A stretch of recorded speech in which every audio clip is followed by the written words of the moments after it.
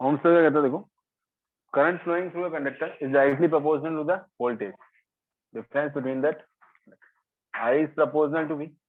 Current flowing अगर किसी conductor में हो रही है तो डायरेक्ट किससे प्रोपोर्शनल होगा, वोल्टेज डिफरेंस या वोल्टेज की, या इसको हम लिख सकते हैं वी प्रोपोर्शनल टू आई। जब हम ये कांस्टेंट आएंगे तो सामने क्या आएगा, v equal to I into R लिखो चाहे आई आर इंटू आई लिखो, एक ही बात है। कांस्टेंट यहाँ पे क्या है, आर। तो v अपॉन आई का जो रेशियो हमेशा आएगा क्या आएगा, कांस्टेंट आएगा। इसका constant value that is resistance, है ना। अब ये जो चीज नहीं आएगा, आ सकता है, ठीक है। रेजिस्टेंस है जो कांस्टेंट है, कितना भी आओ 1 2 3 0.1 0.2 0.3 कुछ भी आ सकता है, बट इट कांस्टेंट वैल्यू।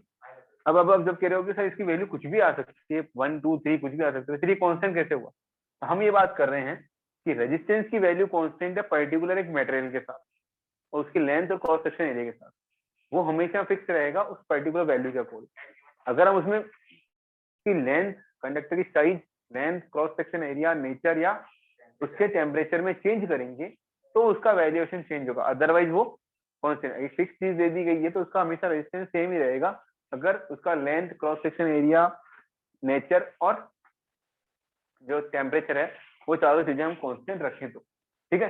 तो हमेशा करंट और वोल्टेज का जो रेशियो है वो हमेशा क्या रहेगा, फिक्स रहेगा पर्टिकुलर किसी भी रेजिस्टेंस के लिए या किसी भी कंडक्टर मटेरियल के लिए। क्लियर। ये तो हो गया आपका ओम्स लॉ। हाँ बोल। Current no, voltage not directly proportional to resistance. अगर करंट कांस्टेंट है देन उस केस में जब हम वेरिएबल रेजिस्टेंस यूज करेंगे, अगर हम ये चीज बोलना चाहें v equals to I R के फॉर्मेट के लिए कि हम बोले कि v प्रोपोर्शनल टू r है तो करेक्ट है, बट कब, जब i क्या हो कांस्टेंट, ठीक है। तब कहने का मतलब है कि अगर मैं रेजिस्टेंस बढ़ाऊंगा, एक फिक्स करंट फ्लो हो रही है किसी सोर्स से और मैं वहां रेजिस्टेंस बढ़ा रहा हूं तो वोल्टेज जो बढ़ता जाएगा। क्लियर।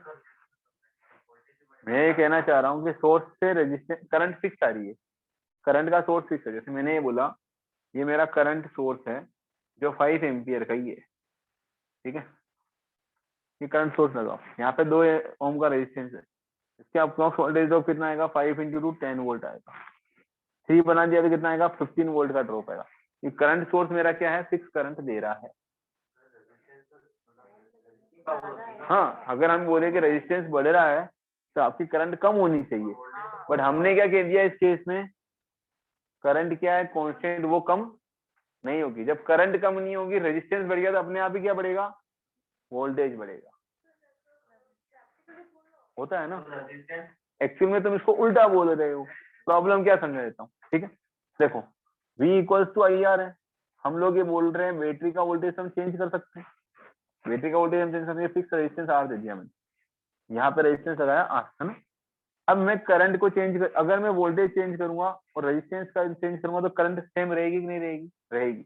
अगर मैं वोल्टेज 5 वोल्ट है, यहाँ पे ओम कितना है 5 ओम, अभी करंट कितनी आ रही है 1 एम्पियर।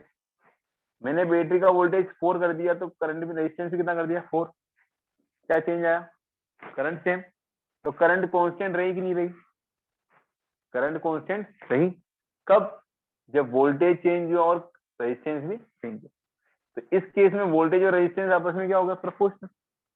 कि वोल्टेज चेंज हुआ तो करंट भी चेंज हो गया, ये रेजिस्टेंस भी चेंज हो गया, रेजिस्टेंस चेंज हुआ तो वोल्टेज भी चेंज हो गया। कब, जब करंट क्या है कांस्टेंट।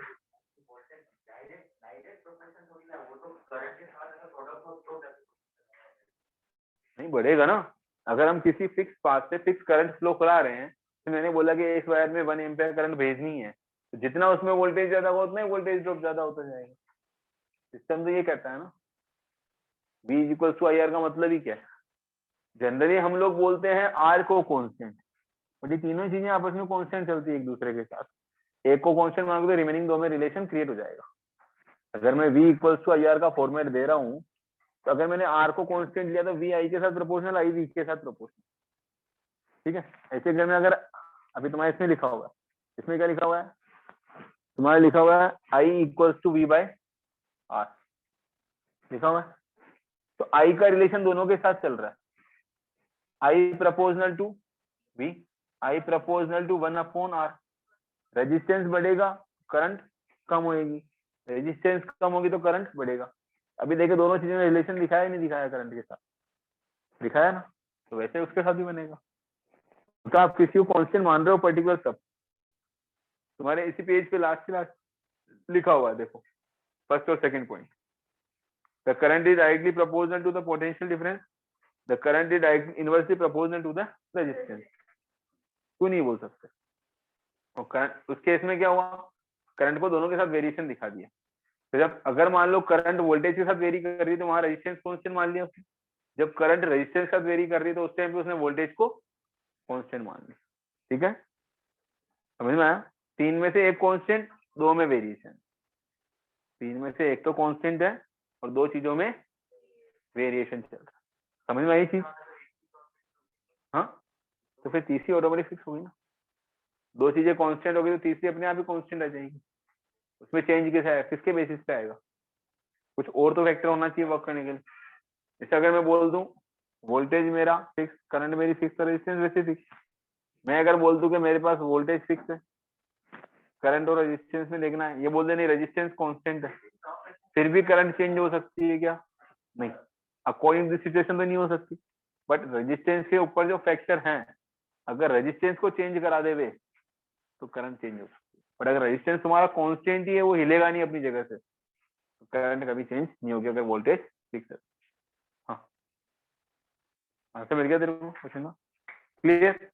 जैसे कि मेरे पास टेम्परेचर का वर्क है, टेम्परेचर बढ़ता है तो रेजिस्टेंस बढ़ता है। किसके लिए? कंडक्टर के लिए। इंसुलेटर के लिए कम होता है।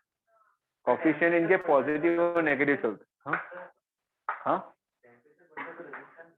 टेम्परेचर बढ़ता है तो रेजिस्टेंस बढ़ता है, आगे लिखाऊंगा अभी, ये चीजें भी तुम्हारे है। ठीक है, अगर टेम्परेचर बढ़ता है तो रेजिस्टेंस बढ़ता है कंडक्टर का, टेम्परेचर कम होता है तो रेजिस्टेंस कम होता है कंडक्टर का। बट टेम्परेचर अगर बढ़ता है तो इंसुलेटर का रेजिस्टेंस कम। अरे मैंने सब जगह सही बोला है। मैंने ये बोला टेम्परेचर बढ़ा तो रेजिस्टेंस बढ़ा कंडक्टर का, टेम्परेचर कम हुआ तो रेजिस्टेंस भी कम हुआ कंडक्टर का ही। बट टेम्परेचर बढ़ा तो रेजिस्टेंस कम हुआ इंसुलेटर का, मैंने ये बोला। ठीक है, आई बात समझ में? ये चीज तो ये तो ओम्स लॉ हो गया।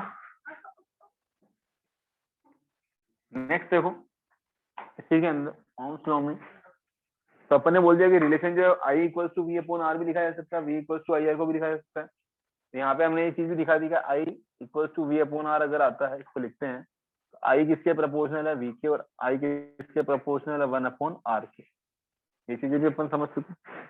अब नेक्स्ट प्रोसेस क्या कहता है कि डेफिनेशन क्या होगी, इसका जो फॉर्मेट है वो क्या बोलेंगे, तो इफेक्ट कैसे कैसे आएगा इनके बेसिस पे अगर देखा जाए। अगर मैं बोलूँ वोल्टेज को डबल कर दिया तो करंट भी क्या होगी? डबल। वोल्टेज को ट्रिपल कर दिया तो करंट ट्रिपल, वोल्टेज को हाफ किया तो करंट हाफ। अगर मैं इसके बेसिस पे चल रहा हूँ तो क्लियर कंडीशन है। अब आती है इनकी यूनिट। ठीक है, तो वोल्टेज की यूनिट हम जानते हैं V, करंट की यूनिट हम जानते हैं I, सॉरी वोल्टेज की यूनिट जानते हैं V, करंट की यूनिट होती है एम्पियर। तो ये जो डिवाइड करने के बाद क्या आता है? रेजिस्टेंस। रेजिस्टेंस की यूनिट क्या आती है? ओम। ओम का सिंबल है ये वाला, ये ओम का सिंबल। ठीक है, OHM, ओम। रेजिस्टेंस की यूनिट है ओम। ठीक है, क्लियर? कोई डाउट? ये तो सिंबल्स दिए हुए हैं जनरली, ये सब सिंबल्स दिए हुए हैं। ठीक है, इनका कोई इलाज नहीं। ओके, नेक्स्ट इसका दूसरा यूनिट का फॉर्मेट क्या? वोल्ट पर एम्पियर। इसको वोल्ट पर एम्पियर भी बोल देते हैं भाई। जनरली ऐसा यूनिट क्या है इसकी? ओम। ऐसा यूनिट क्या है इसकी? ओम। ठीक है, क्लियर? नेक्स्ट देखो इसके बाद में वोल्ट पर ओम, वोल्ट पर एम्पियर। ठीक है, तो रेजिस्टेंस किस पे डिपेंड किया? करंट किस पे डिपेंड की? सब चीजें समझ में आ गई। रेजिस्टेंस किस पे डिपेंड कर रहा है? वोल्टेज और करंट पे। वोल्टेज और करंट पे डिपेंड किया, वोल्ट अपॉन अपन V अपॉन आई आ जाएगा, सीधी सी बात है। तो बेसिकली रेजिस्टेंस से जो डिपेंडेंसी दिखाई है वो वोल्टेज और करंट पे नहीं दी, नेचर का उसकी क्या रेजिस्टिविटी है, उसकी लेंथ कितनी है, उसका क्रॉस सेक्शन एरिया कितना है, रेजिस्टेंस उन पे डिपेंड करता है। वोल्टेज और करंट के साथ हम जब सम शो करते हैं तो वो तो रेजिस्टेंस क्या है? उसका कांस्टेंट वैल्यू है, वो चीज चेंज नहीं हो रही है। ठीक है, वोल्टेज और करंट के बेसिस पे रेजिस्टेंस चेंज नहीं हुआ करता। रेजिस्टेंस किस पे चेंज हो रहा है? उसकी लेंथ, कंडक्टर की लेंथ, कंडक्टर की मटेरियल, कंडक्टर की रेजिस्टिविटी और कंडक्टर के टेम्परेचर के ऊपर डिपेंड करता है, ठीक है। रेजिस्टेंस डिपेंड नहीं करता वोल्टेज और करंट पे। वोल्टेज और करंट का जो रेशियो फिक्स हमेशा क्या आएगा, एक कांस्टेंट वैल्यू जिसको हम उसका रेजिस्टेंस से शो कर सकते हैं। क्लियर। नेक्स्ट देखो रेजिस्टेंस। रेजिस्टेंस को डिफाइन किया हुआ है इसमें R equals to V upon Y। V upon I. The resistance of the conductor depends on the length, thickness, nature of material and temperature of the conductor. ठीक है। Resistance को अगर define करना तो कैसे करेंगे, the property of the conductor which opposes the flow of current. The property of the conductor which opposes the flow of the current. ठीक है, जो करंट के फ्लो को अपोज करे वो क्या है, रेजिस्टेंस।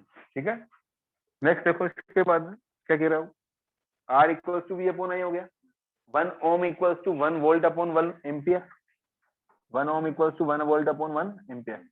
1 ओम रेजिस्टेंस को डिफाइन करेंगे वोल्टेज और करंट के रेस्पेक्ट में कैसे करेंगे। 1 ohm is the resistance of the conductor such that when a potential difference of 1 volt is applied to its end a current of 1 ampere flows to it. Clear. 1 ohm resistance कैसे लिखा हुआ कि 1 ohm is the resistance of the conductor such that when a potential difference of 1 volt is applied across its conductor then कितनी current flow है, 1 ampere current is flowing in this। Clear. अगर मैं 1 volt का potential difference conductor के along create करता हूँ उसके across, तो उस वाले में से अगर 1 एम्पियर करंट फ्लो हो रही है तो मतलब उस कंडक्टर का रेजिस्टेंस कितना है, 1 ओम है। क्लियर, कोई डाउट यहाँ तक। अब आता है तुम्हारे पास इसका लीनियर ग्राफ। ठीक है, वोल्ट और करंट के बीच में, हाँ स्ट्रेट लाइन ग्राफ बनेगा वोल्टेज और करंट के बीच में। ठीक है, एंगल डिपेंड करता है रेजिस्टेंस की वैल्यू के अकॉर्डिंग। रेजिस्टेंस जितना ज्यादा होगा स्लोप उतना ही बड़ा होगा उसके अकॉर्डिंग। ठीक है, क्योंकि फिक्स वैल्यू जैसे अपन ने बोला वोल्टेज मैंने बोला 5 वोल्ट का दिया, उसमें करंट कम आ रही ज्यादा आ रही उसकी डिपेंडेंसी है, तो स्लोप कम और ज्यादा उस पर रेजिस्टेंस के ऊपर डिपेंड करता है। तो मेरे 5 वोल्ट के ऊपर मान लो 1 एम्पियर करंट फ्लो हो रही है, ये 5 पे तो 1 ही पहुंच, फिर 10 पे 2 हो गई, ये स्लोप इतना है क्या, 5 पे कितनी 5 एम्पियर करंट है, फिर 10 पे कितनी है 10 एम्पियर करंट है, उसका कोई चल रहा है, वो अलग सिस्टम हो गया। तो डिपेंड स्लोप को मतलब नहीं, रेजिस्टेंस का जैसा वेरिएशन होगा उसका कोई स्लोप वर्क कर जाएगा। हाँ जरूरी नहीं कि VI कैरेक्टरिस्टिक बना, ये IV भी बन जाता है। VI बनाओ चाहे IV बनाओ, दोनों एक ही बात है, कोई डिफरेंस नहीं है। वोल्ट करंट बनाओ चाहे करंट वोल्ट बनाओ एक ही बात है, बनाया क्या, लीनियर ग्राफ। ठीक है, इसका एक्सपेरिमेंट भी होता है। कांस्टेंट लेते हैं जिसको हम बढ़ाते हैं, जिसके अंदर चेंज करेंगे दूसरे वाले में चेंज दिखेगा। जैसे अगर मैं वोल्टेज प्रोपोर्शनल टू करंट दिखा रहा हूँ, वोल्टेज को बढ़ा रहा हूँ तो करंट में चेंज आएगा, वोल्टेज को कम करूंगा तो करंट में कम आएगा, तो VI कैरेक्टरिस्टिक बन जाएगा। ठीक है, अगर मैंने करंट को नीचे रख के वोल्टेज को बढ़ाया तो उससे पूरी चल जाएगा, करंट बढ़ा रहा हूँ वोल्टेज बढ़ रही है ऐसे। बट जनरली हमारे पास जो चेंजिंग का सिस्टम होता है वो क्या होता है, वोल्टेज, बैटरी के वोल्टेज को हम चेंज कर सकते हैं स्विच के थ्रू। जनरली हमारे पास क्या सिस्टम होता है, वोल्टेज का, वोल्टेज को कम ज्यादा करने का सिस्टम होता है। हाँ। नहीं वो उसके 220 वोल्ट बैटरी का वोल्टेज कर रहे हैं ना अपन तो यूज करते हैं। 220 वोल्टेज फिक्स कौन सा है, हम वेरिएबल रेजिस्टेंस का यूज करके वोल्टेज के थ्रू करवा रहे हैं उससे। एक्चुअल में हम लोग जो ये कह रहे हैं, तुम जो कहना चाह रहे हो ना वो चीज डिफरेंस समझ रहा हूँ, ये सर्किट के लिए चल रहा है। हम लोग जो सप्लाई देने वाली वोल्टेज को ना उसको तो फिक्स रख के बैठे हैं, हम वोल्टेज कहाँ का नाप रहे हैं, इस जगह का, करंट कहाँ का ले रहे हैं, इस पूरे सर्किट का। यहाँ पे एक लगा रखा है रियो स्टेट, ठीक है, इस तरीके से। ठीक है, और यहाँ पे कहीं पे भी लगाओ, समझा देता हूँ। सीरीज में करंट फ्लो होगी तो सेम फ्लो होती है, सीरीज में अगर करंट फ्लो होती है तो सर्किट में सेम फ्लो होती है, शुरू से लेके एंड तक करंट क्या रहेगी, सेम। ठीक है, सीरीज के अंदर। अब अगर मैंने रेजिस्टेंस को यहाँ लगाया तब भी ये करेगा का काम कैसे करेगा, जो रेजिस्टेंस सीरीज में कनेक्ट होते हैं वो क्या करते हैं, ऐड हो जाते हैं सीधे। तो मैंने माना ये 5 ओम का रेजिस्टेंस है जी, 10 ओम का रेजिस्टेंस, अब कितना हो गया टोटल 15 ओम रेजिस्टेंस हो गया। अगर मैंने इसको 5 ही कर दिया तो कितना रहेगा, 10 ओम रह गया, 5 रखा तो 10 हो गया, 5 + 5 10, इसको अगर बढ़ा के 15 कर दिया तो कितना हो गया 20। अगर शुरू में पहले यहाँ पे मैं 20 वोल्ट लगा रखा, अभी इस केस में 15 और 5 है तो कितने करंट फ्लो हो रही है, 1 एम्पियर। 20 वोल्ट के अकॉर्डिंग कितनी हो रही है, 1 एम्पियर की। बट हम जो कैरेक्टरिस्टिक देख रहे हैं वो किसके देख रहे हैं, हम कैरेक्टरिस्टिक्स देख रहे हैं किसके अकॉर्डिंग, इसके अकॉर्डिंग, ओनली इसके अकॉर्डिंग। तो हमने जो यहाँ 20 वोल्ट अप्लाई किया वो इसका यूज नहीं कर रहे हैं, हम कहाँ का यूज कर रहे हैं, ओनली इसके वोल्टमीटर की रीडिंग और इसके अंदर के करंट की रीडिंग के थ्रू ग्राफ बना रहे हैं। तो किसके लिए बना रहे हैं, ओनली इस वाले रेजिस्टेंस के लिए बना रहे हैं, ठीक है। इसको हम कम ज्यादा करेंगे तो चेंजेस कहाँ दिखेंगे, इसके, क्योंकि ये चीज तो क्या है, फिक्स कांस्टेंट है, तो रेजिस्टेंस हमेशा कांस्टेंट रहेगा। जब आप इसके अकॉर्डिंग जो चेंज किया है यहाँ से, उसके थ्रू यहाँ पे वोल्टेज और करंट में चेंज आएगा। बट जब हम वोल्टेज और करंट को आपस में डिवाइड करेंगे तो वो क्या दिखाएगा, एक फिक्स वैल्यू दिखाएगा जो किसके इक्वल है, इस रेजिस्टेंस के। वेरिएबल रेजिस्टेंस पैरेलल में नहीं डाल सकते, वेरिएबल रेजिस्टेंस को अगर मैं पैरेलल में डालता हूँ, ठीक है, तो उसकी वजह से ये रेजिस्टेंस खुद भी क्या करेगा, चेंज दिखाएगा, क्योंकि इक्विवेलेंट रेजिस्टेंस जब निकलता है पैरेलल का तो वो दोनों का कंबाइन हो जाता है, यहाँ पे सेम नहीं होता है। तो मान लो ये 10 और ये 1 है, तो ये अब ओवरऑल रेजिस्टेंस 1 से भी कम हो गया, ये 1 से भी कम हो गया, ऐसे ये चेंज दिखाता है पैरेलल में। जबकि जब सीरीज में है, मैं यहाँ चेंज करूंगा तो इसमें कोई चेंज शो नहीं होगा, ठीक है, रेजिस्टेंस में कोई चेंज शो नहीं होगा, वोल्टेज और करंट तो चेंज होंगे अकॉर्डिंग टू सिचुएशन, ठीक है। अब जैसे मैं इसका एक एक्सपेरिमेंट दिखा देता हूँ तुम्हें समझा के, मैं पूरा सर्किट समझा ही रहा हूँ और शो ही कर देता हूँ ग्राफ के साथ, तुम्हारा एक्सपेरिमेंट भी वेरीफाई हो जाएगा, एक्सपेरिमेंट तुम्हें समझ में भी आ जाएगा। हम जो वोल्टेज और करंट की बात कर रहे हैं वो सप्लाई सोर्स के वोल्टेज और करंट की बात नहीं कर रहे हैं, हम किसी भी एक रेजिस्टेंस के ऊपर लगाए हुए वोल्टेज को, मेजर किए हुए वोल्टेज को, और उससे फ्लो होने वाले करंट की बात कर रहे हैं। हम जो बात कर रहे हैं वो किसी पर्टिकुलर एक्सपेरिमेंट जो इक्विपमेंट लिया, या जैसे मैंने बल्ब लिया या कोई सा भी एक इक्विपमेंट लिया जिसका रेजिस्टेंस है, उसके लिए हम ये चीज बात डिस्कस कर रहे हैं। तो इसके लिए सर्किट क्या तुम्हारा,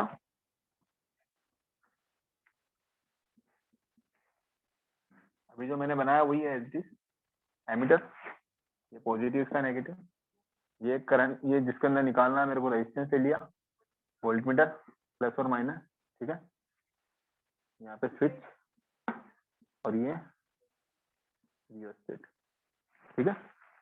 अब इसका फर्क क्या पड़ रहा है समझाता हूँ, देखो हम जो मेजरमेंट ले रहे हैं वो कहाँ से ले रहे हैं, इससे और इससे, ये आ गया इसका रेजिस्टेंस। अब यहाँ पर जो चेंजिंग हो रहा है वोल्टेज में वो कैसे हो रहा है, बैटरी तो दे रही है फिक्स वोल्टेज। मैंने ये बात बोली कि जब अपन, अब यहाँ से देखो कॉन्सेप्ट आ रहे हैं आगे के मिक्स हो, समझना, जब रेजिस्टेंस सीरीज में कनेक्टेड होते हैं, सीरीज में कनेक्टेड होते हैं, सीरीज कनेक्शन है, तो करंट क्या रहती है, सेम, पूरे सर्किट में करंट सेम रहती है, और वोल्टेज रहता है different different, voltage different different का रहता है, point two point voltage very करता है, भाई जहां से जहां के बीच में निकाला उसके अकॉर्डिंग चलेगा, ठीक है, समझा रहा हूँ अभी, है ना। और पैरेलल में जब कनेक्शन होते हैं, इस जगह पे वोल्टेज तो रहता है सेम, और करंट क्या करती है, हर ब्रांच में अलग अलग होती है, ठीक है।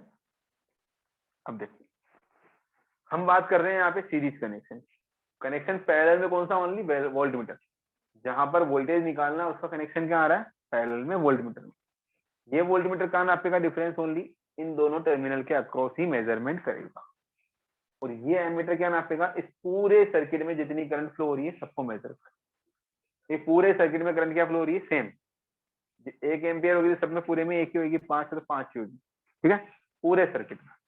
अब करंट में चेंज क्यों आएगा, देखो, और वोल्टेज में चेंज कैसे आएगा, वोल्टेज का जो सोर्स बैटरी का है वो तो है फिक्स, इसमें से कोई चेंज क्रिएट नहीं होने वाला। यहाँ से मान लो जैसे मैंने माना 20 वोल्ट की सप्लाई लगी हुई है, 12 वोल्ट की बैटरी लगी हुई है, तो 12 वोल्ट चल रहा है रेगुलर, कोई दिक्कत नहीं, इस 12 वोल्ट में कभी कोई कमी नहीं आने वाली, 12 वोल्ट है, 12 वोल्ट चेंज कहाँ से आया, इस रियो स्टेट की वजह से। रियो स्टेट क्या करेगा, अपना रेजिस्टेंस कम या ज्यादा करेगा, उसको हम कम या ज्यादा कराएंगे रियो स्टेट को। अगर यहाँ पे स्टार्टिंग स्टेज में मैं सपोज मान लेता हूँ कि मेरा जो रेजिस्टेंस है वो मैक्सिमम पे, देखो यहाँ पे क्या हो गया, मैक्सिमम पे, मतलब ये पूरा का पूरा रेजिस्टेंस काउंटिंग में आ गया, करंट यहाँ से ही इस पूरे से पास हुई निकली, है ना। शुरू शुरू में जब मैंने एक्सपेरिमेंट किया तो मैं वोल्टेज और करंट की टेबल बना लेता हूँ, वोल्टमीटर और एमीटर बना ली। इसके अकॉर्डिंग मैं क्या कहता हूँ, पहली ऑब्जर्वेशन ली मैंने स्टार्टिंग में, ये पूरा रेजिस्टेंस काउंटिंग में आ रहा है, तो यहाँ से वोल्टेज, सपोज मेरे पास फर्स्ट वोल्टेज की रेटिंग आई 1 वोल्ट, उस केस में यहाँ करंट फ्लो हो रही थी 0.1 एम्पियर। कितनी आई? 0.1 एम्पियर। मैंने एक स्टार्टिंग इनिशिएट किया कि भाई जब इसका रेजिस्टेंस इतना था, बहुत ज्यादा, पूरा पूरा था, उस केस में यहाँ पर वोल्टेज ड्रॉप था 1 वोल्ट और इसमें करंट रेटिंग कितनी आ रही थी? 0.1 एम्पियर। ये एजम्पशन। वैसे तो रीडिंग आती है क्योंकि जितना इसका रेजिस्टेंस है उसके अकॉर्डिंग रीडिंग्स आएगी। ठीक है, एम्पियर इसकी यूनिट, इसकी यूनिट वोल्ट। ठीक है, तो हमने ये बोला कि शुरुआत में जब मैंने रियोस्टेट पूरा यूज कर लिया, इसका पूरा रेजिस्टेंस यूज किया, तो इसने रीडिंग दी यहाँ पे 1 वोल्ट और यहाँ पे दी है 0.1 एम्पियर। अब मैं चेंज करूंगा रेजिस्टेंस के और इनकी रीडिंग्स को, तो मैं रेजिस्टेंस ये वाला तो चेंज कर ही नहीं सकता। वोल्टमीटर क्या कर रहा है? कहाँ का वोल्टेज नाप रहा है? इसके अक्रॉस जो वोल्टेज आ रहा है। और करंट क्या कर रही है? एमीटर क्या कर रहा है? करंट मेजर कर रहा है जिससे पास हो रही है। बेसिकली है क्या, हम लोगों ने ओम्स लॉ पढ़ा, तो V किसके इक्वल है? I into R. वोल्टेज किसके इक्वल है? उस रेजिस्टेंस में से फ्लो होने वाली करंट को मल्टीप्लाई करेंगे। तो ये क्या है? रेजिस्टेंस। इस रेजिस्टेंस से कौन सी चीज मल्टीप्लाई हो रही है?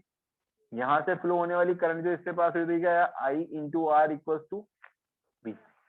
जो करंट यहाँ से फ्लो हुई वो कहाँ से पास हुई? इस रेजिस्टेंस से। I इंटू आर मिलकर क्या दिखा रहा है? V दिखा रहा है। ठीक है, प्रोसेस ये कहता है, ओम्स लॉ यही कहता है। अब मेरे को बताना है कि भाई ये एक्सपेरिमेंट मेरा सही है कि नहीं है, कि रेजिस्टेंस फिक्स आता है कि नहीं आता है, वोल्टेज और करंट आपस में डिपेंड करते हैं कि नहीं करते हैं, मुझे तो यही शो करना है। अब मैं कैसे करूंगा भाई? रेजिस्टेंस तो ये फिक्स है, इसके साथ तो मैं छेड़छाड़ कर ही नहीं रहा हूँ।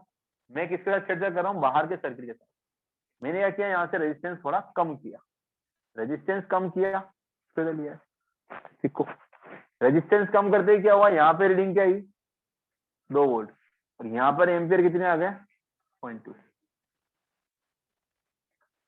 ये रीडिंग मैंने नोट की। अब दोनों ही केसेस में क्या हो रहा है? कांस्टेंट रेजिस्टेंस दिख रहा है कितना? 10 ओम का, अभी भी वही दिख रहा है। क्लियर? फिर मैंने रेजिस्टेंस इसका थोड़ा सा और चेंज किया, रेजिस्टेंस चेंज हुआ तो क्या हुआ? पूरे ओवरऑल सर्किट का रेजिस्टेंस चेंज हुआ, पूरे ओवरऑल सर्किट का। कैसे? तो यहाँ पे जैसे मान लो पहले 30 ओम था, पहले 30 ओम था, अब कितना रह गया? 29। 29 प्लस ये पूरा चेंज हुआ, उसके अकॉर्डिंग करंट में चेंज आया, उसके अकॉर्डिंग ही वोल्टेज में चेंज आया। फिर मैंने इसको और कम किया तो फिर करंट और बढ़ी, वोल्टेज भी और बढ़ा। ऐसे फिर मैंने और कम किया तो करंट कितनी आ गई? 0.3। तो उस केस में वोल्टेज कितना आया? 4 पे कितना आया? और 5 पे 0.5। ऐसी रीडिंग्स मेरे पास नोट हुई। जैसे जैसे मैंने इसको आगे पीछे किया वैसे वैसे चेंजेस आया यहाँ पे, और यहाँ पे भी चेंज आया। तो हमने जो वोल्टेज स्टडी की वो कहाँ पे की है? इस रेजिस्टेंस के अक्रॉस की है। करंट किया वो कहाँ पे किया? इस रेजिस्टेंस से पास होने वाले करंट के बारे में हमने डील की। तो जब इनकी रीडिंग्स को हम आपस में शो कर रहे हैं, V अपॉन I निकाल रहे हैं, तो हमेशा आंसर क्या आ रहा है? 10। ठीक है, तो हम ये शो करते हैं कि हर केस में रेजिस्टेंस कितना आ रहा है? कांस्टेंट आ रहा है, सेम। और ग्राफ क्या जा रहा है? ये लीनियर। तो इसका मैं ग्राफ ड्रॉ करूंगा, 1 वोल्ट 0 पे ये रहा, 1 पे 2 3 4 5, 0.1 0.2 0.3 0.4 0.7 हो गया तुम्हारा VI कैरेक्टरिस्टिक, वोल्टेज और ये करंट। 1 पे 0.1, 2 पे 0.2, 3 पे 0.3। It's a linear graph. ये है VI एक्सपेरिमेंट। ठीक है, ओम्स एक्सपेरिमेंट। कहाँ पे? इस जगह पे लगाएंगे तो क्या होगा? इसमें तो बहुत बड़ा पंगा क्रिएट हो गया। कैसे क्रिएट हो गया समझाता हूँ। ठीक है, अगर मैंने वोल्टमीटर यहाँ से यहाँ कनेक्ट कर रखा है इसके बीच में, तो प्रॉब्लम क्या क्रिएट होगी? रेजिस्टेंस चेंज हुआ तो वोल्टेज चेंज होना ही है, करंट भी चेंज हो रही है। यहाँ रेजिस्टेंस, करंट और वोल्टेज तीनों के तीनों ही वही चलेंगे यहाँ पर, फिक्स कोई चीज रहेगी नहीं। हाँ, लीनियर ग्राफ तो बन ही नहीं रहा, बट हमने कहाँ बोला लीनियर ग्राफ कहाँ बनता है? वोल्टेज कौन सी चीज है? रेजिस्टेंस। रेजिस्टेंस क्या है? कांस्टेंट। अब तुम रेजिस्टेंस को चेंज करा तो ग्राफ कैसे सेम रहेगा? हमने बोला रेजिस्टेंस सेम, कांस्टेंट रेजिस्टेंस देने वाली बात कर रहे हैं, तो हमने यहाँ के रेजिस्टेंस को चेंज ही नहीं किया शुरू से एंड तक, तो वोल्टेज और करंट का ग्राफ क्या आएगा? सेम, लीनियर ग्राफ दिखाएगा। कहीं पे भी लगाओ इस पूरे सर्किट में, रियोस्टेट को तुम कहीं पे भी लगाओ, कहीं काउंट होएगा? सीरीज में काउंट होएगा, क्योंकि पॉइंट टू पॉइंट आगे से आगे जुड़ा हुआ है। ये किसमें काउंट होएगा? हमेशा सीरीज में। अगर तुम उस रियोस्टेट को यहाँ लगा देते हो पैरेलल में, तो ये प्रॉब्लम क्रिएट करेगा। तो फिर क्या करेगा, जैसा ये चेंज होगा ये भी चेंज हो जाएगा, ये भी काउंटिंग में नहीं आएगा, फिर डिफरेंट केस दिखा दिया। तो ये चीज तो गलत है। हाँ, उसका खुद का रेजिस्टेंस ही कम है। ठीक है, जब हम परफॉर्म कर रहे हैं तो रियोस्टेट की हेल्प से वोल्टेज, इसके दो तरीके हैं समझो। ठीक है, अब यहाँ पर तुम जो कह रहे हो सर ये चीजें हो गई, अपन ने कर ली with the help of rheostat, मैंने कम ज्यादा किया रेजिस्टेंस को, जिसकी वजह से करंट ज्यादा कम हुई और वोल्टेज मीटर की रीडिंग भी कम ज्यादा हुई। एक एक्सपेरिमेंट ऐसा भी होता है जो वेरिएबल बैटरियां आती हैं हमारे पास, बैटरी का वोल्टेज भी हम क्या कर सकते हैं, चेंज कर सकते हैं, बैटरी का वोल्टेज भी हम चेंज कर सकते हैं, उसमें भी सिस्टम आता है, स्विच आता है आगे से आगे बैटरी के वोल्टेज चेंज करने के। वेरिएबल वोल्टेज सप्लाई यहाँ से चालू करोगे, रियोस्टेट की जरूरत ही नहीं, सीधा चलने दो। फिर देखो मेजरमेंट रेजिस्टेंस तो वही है, मैंने 1 वोल्ट का वोल्टेज दिया इस बैटरी से, उसके अकॉर्डिंग करंट यहाँ पे वोल्टेज 1 ही दिखाएगा, क्योंकि और कोई ड्रॉप करने वाला है ही नहीं। वेरिएबल वोल्टेज वाली बैटरी आती है, वर्क होता है उसमें सिंगल, जैसे अभी तुम लोगों ने नहीं देखा। सुन, मैं तेरे को एक एग्जांपल देता हूँ, आईसीयू देखा है, सब लोगों ने आईसीयू का सिस्टम देखा है, अपन लोग टीवी में सब देखते हैं। वो लोग नहीं कहते वोल्टेज और बढ़ाओ, प्रेशर करते हैं और बढ़ाओ करंट से, वोल्टेज और बढ़ाओ, वोल्टेज और बढ़ाओ। वो क्या कर रहे हैं, वो उनके पास जो रोटेट करने का सिस्टम जो स्विच है उसको घुमा रहे हैं कि भाई ये वोल्टेज बढ़ गया, ये वोल्टेज। अब जैसे पंखा है, इसमें भी सिस्टम यही है, वोल्टेज बढ़ रहा है उस रेजिस्टेंस की हेल्प से, उस वोल्टेज उस रेगुलेटर के अंदर रेजिस्टेंस लगा हुआ है तो वो वोल्टेज बढ़ा रहा है। यही तो है। अब देख मैं इसका समझा देता हूँ तेरे को, ये वोल्टेज कैसे बढ़ता है, देख समझा देता हूँ, इधर देख, अरे एक मिनट को समझा लेने दो, ये बोलना चाह रहा है वोल्टेज कैसे बढ़ रहा है, समझा देता हूँ।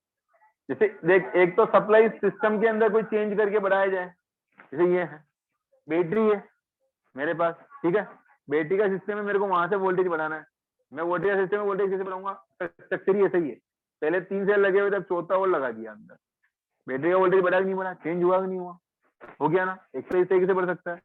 एक मैं रियोस्टेट की हेल्प से बैटरी का वोल्टेज चेंज कर रहा हूँ, कैसे कर रहा हूँ समझना।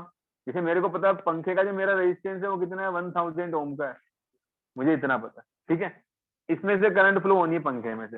ये रेगुलेटर लगा दिया, इसका रेगुलेटर कैसे शेप में है, इस तरीके, ये शेप है ना, और ये पॉइंटर यहाँ लगा हुआ है, ठीक है, ये आगे जुड़ा हुआ है। अभी करंट कहाँ से घुसी, स्टार्टिंग से पूरे एंड तक आ रही है, रेजिस्टेंस पूरा है, तो कुछ रेजिस्टेंस ड्रॉप यहाँ होगा, कुछ रेजिस्टेंस का वोल्टेज ड्रॉप यहाँ पे होगा, वोल्टेज ड्रॉप यहाँ पे भी होगा, यहाँ पे भी होगा। पंखे को वोल्टेज कितना मिला, कम, पंखे को वोल्टेज कम मिला, कम मिला तो करंट भी कम ही उसके अकॉर्डिंग फ्लो कराएगा, वो कम वोल्टेज तो कम करंट ही आएगा। मैंने इस पॉइंट को यहाँ से हटा गया, यहाँ पे 1 का था स्विच, यहाँ से 1 से कहाँ आ गया 2 पे। अब रेजिस्टेंस क्या हो गया, कम, रेजिस्टेंस कम तो ओवरऑल रेजिस्टेंस कम, रेजिस्टेंस कम मतलब वो करंट बढ़ गई, करंट बढ़ गई तो इस पर्टिकुलर पॉइंट पे वोल्टेज भी क्या करेगा, बढ़ेगा। वोल्टेज ज्यादा हुआ तो इसकी स्पीड और तेज हो गई, 3 पे लाए तो और बढ़ेगा, 4 पे लाए तो बढ़ेगा, 5 पे क्या हो गया, ये पूरा रेजिस्टेंस क्या हो गया, हट चुका है, सीधा कहाँ आ गया इस पे। तो 220 वोल्टेज जो पूरा वोल्टेज सप्लाई बाहर से आ रहा था वो सीधा किस पे लग गया, ओनली इस पंखे पे ही लग गया। अच्छा, इससे उसकी स्पीड बहुत ही बढ़ गई, उससे तो बाहर से आएगा तो उड़ जाएगा, उसकी रेटिंग नहीं है, ठीक है।